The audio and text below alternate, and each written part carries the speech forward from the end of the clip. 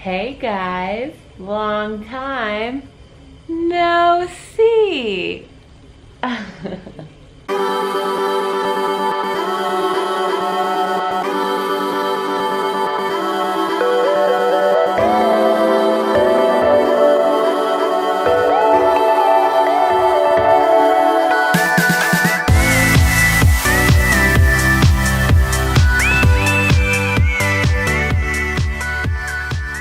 So long time no see. It's been a while since I have made a video. Things have been crazy busy, but in a really good way.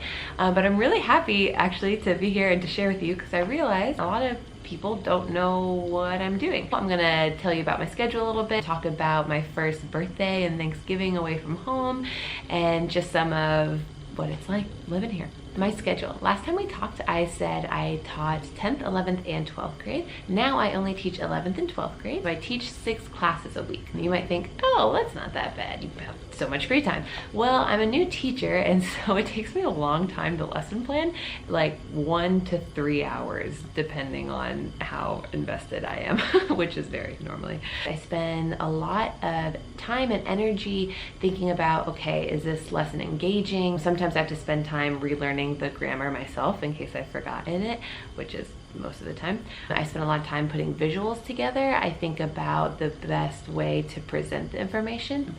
The students are really great and their levels are everywhere in English, so it's really important that I'm clear. Speaking of that, Katie, do you actually teach them something? You're not a trained teacher. Yes, I do. Yes, I do think that I give something to the students. I think me being their teacher is beneficial for them, and I think I do a pretty good job. That's really my favorite part about being a teacher, is just having the availability with the students, and that's my mission here too, to be that constant sort of light and that constant joy of just looking them in the eye and having that relationship, whether I'm encouraging them or trying to talk with them, but we don't really understand each other, so it's awkward and we laugh. So one of the reasons that I'm not teaching 10th grade anymore is because it was taking me such a long time to lesson plan, and I have a lot of talents in other areas that the sisters wanted me to spend my time using. The sisters are really great. Once they know you can do something, boom, you're doing it. I have a variety of jobs. I am the school photographer. I make advertisements. I'm helping with their newsletter. I started teaching dance in November, so I teach dance after school, and I help with their Christmas show they just had. So a variety of things, as well as any odds and ends that the sisters might need. Great. So one of the things I mentioned is I'm kind of the school photographer. Right before I left America, I got a bunch of donations from friends and family who wanted to help on my mission and wish me well. I used that money to buy a pretty nice camera. I wasn't sure if I was making the right decision. I am so happy I was able to purchase this camera. It's the one you're viewing me on now, because it's been a really great gift to the school. I've been able to take photos of the students, and the sister likes to post the pictures on the bulletin board so the students enjoy seeing them. I try hard to take photos, and the quality in the camera is really nice too, and it's nice to have something of quality to give to them, and I'm happy I've been able to do it. The camera's been a huge blessing. One of the other things that started in November was my role as a dance teacher. It's been amazing. It's actually been a little more challenging than teaching English because I didn't realize how much I rely on verbal cues when I teach. So just maneuvering a dance classroom and trying to gain attention and inform direction and explain things has been very difficult, but I'm really like taking the challenge. So I started teaching ballet to high school girls, as well as a jazz and hip hop sort of class to elementary school boys and a separate group elementary school girls.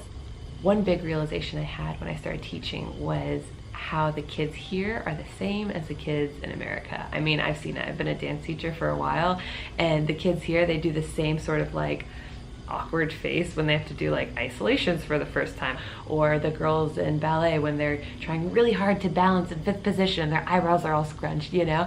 And it was just such a wonderful moment for me of saying, wow, like, aren't we all the same people? Aren't kids just kids?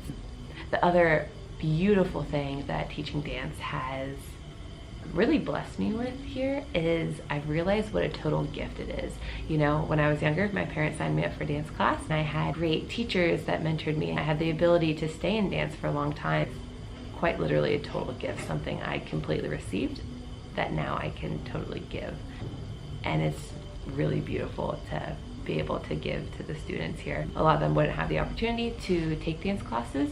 It's not entirely popular here as it is, and then just the money factor and time factor too. So the last part of my day that I want to share with you is what I do after I've been teaching, after I have my after school activity like teaching dance or helping with the play.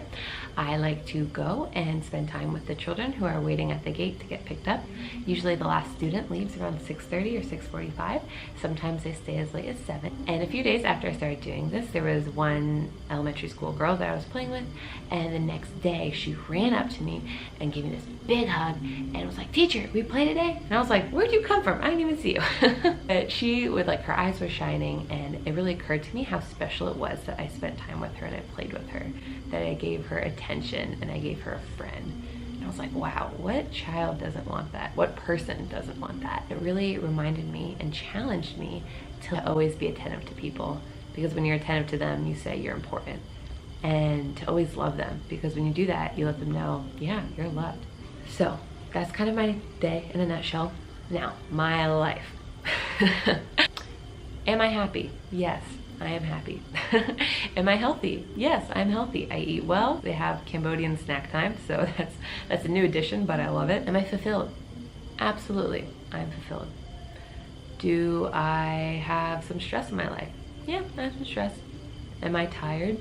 Yeah, a little tired some days more than others. Do I wrestle with some things, like what it means to have a happy life or a good life, and why human life is dignified? Yeah, I wrestle with those things. I want to share this with you because yes, it is my life, but not everything I experience is necessarily awesome and just totally extreme and separate because I'm living on mission in Cambodia. There are 3 major things happening in my life right now. First, I'm experiencing my first full-time job post-college life. Number 2, I'm experiencing the first time living away from home / moving to another country. 3, I'm experiencing life on mission. So when something happens, I'm like, what category does that fall in my life? All to say though, that I am really doing well here, and I'm happy I'm here, and I've gotten a lot of consolation that this is the place I'm supposed to be at the time I'm supposed to be here. So yeah. So one of those categories, first time away from home, I got to experience my birthday in Cambodia. It was beautiful. I got so much support and love from friends and family back home, as well as the people here. I kind of got 2 birthdays because as my birthday was ending in Cambodia, it was starting in America. During my day here, students and teachers were giving me little gifts. I had some students sing to me during my last class of the day, which was really nice, and I got really pretty homemade cards.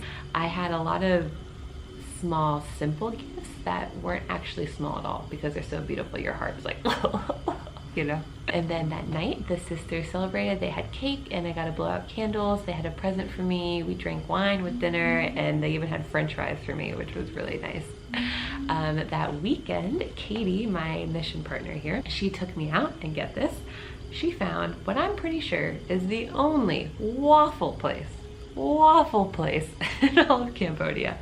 It was so good. I almost cried. I don't think I did, but it was amazing, and I ate a lot of waffles. It was so good. It was a great birthday, and I felt very close. I got to FaceTime my family, and that was beautiful. So the next major holiday in November is Thanksgiving, and it overlapped with a Cambodian holiday. It was a 3-day water festival, which combined with the weekend made 5 days. And it's a festival. They eat special food, they spend time with their family. There's boat races in the river in front of the royal palace, so a lot of people go and watch that. So Katie and I got to go with the boarding students one day, and we got to watch the boat races. It was really fun, spend time with them, enjoy the big event. And then that coincided with Thanksgiving, so that same evening, Katie and I, we hunted, and we found a single restaurant that was serving a Thanksgiving Day dinner, and it was beautiful. We had beer, and the meal was really good, and just good conversation, and it felt warm and just thankful, and it felt like Thanksgiving. My mom had written me a card and put it in my suitcase before I left, so I got to read that at dinner too, and it was just, little things go a really long way here. And then to have a little bit of a getaway, since we had time off, Katie and I went to a beach town a few hours out of the city, and we went to an island, and we got to spend 2 nights there. It was wonderful. It was a great reset button. It was very refreshing. I got to go kayaking. We had plenty of rest time, prayer time, just eating good food and relaxing and just being on the beach. And I miss water. Like Florida, oh man, I miss water, the ocean. So that being said, November was very successful, and looking into December now, I am hoping it will be just as wonderful. Cambodia does not celebrate Christmas, but since it is a Christian holiday, obviously the sisters do a lot. I've never taken Advent quite this much to heart, and I'm really happy to do that. There are a few decorations around at the sisters' place, so it's nice to see lights and all of that, because I do miss a little bit of like just the festivity that I'm used to for Christmas. But again, it's amazing how like the smallest things just go a really long way here. And so today, Katie actually, it's evening time. This is me after a day. And so today before dinner, I walked into, we have a little volunteer room at the sister's house where it's just nice, we can put our stuff down and whatever. I walk in and Katie surprised me. She had a Christmas tree that I was looking at and wanted to buy, but it was $4, which was kind of expensive, but she found it for $2 when she was out today. So she bought it for $2, and then she got like stockings, and I was so happy. So it's just such a good blessing. I believe that's everything I wanted to share with you. Thank you so much for watching. I really love connecting, even if I don't get to share with you as much as I want to. And I do get a lot of support from back home, whether it's friends and family giving me, you know, teaching material or advice, or even the musical intro at the beginning of this video was done by a friend. And I got letters in the mail today from friends and family, and I feel supported in prayer and in thought by everyone. Keep an ear out in the next few days. There is a pretty sizable Christmas gift I would love to give to the students here, and I would love your help in making the gift happen. I'll be posting about it. So that's it. Bye. Bye.